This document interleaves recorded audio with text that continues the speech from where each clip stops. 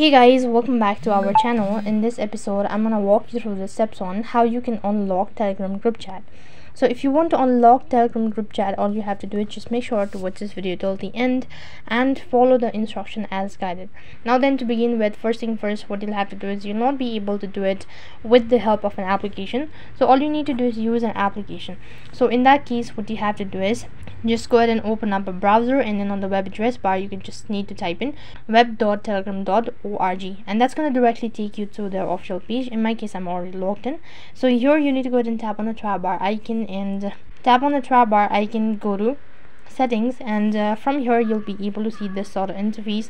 So after you tap on the settings icon, here go to the privacy and security page, and over here you'll be able to see all this interface.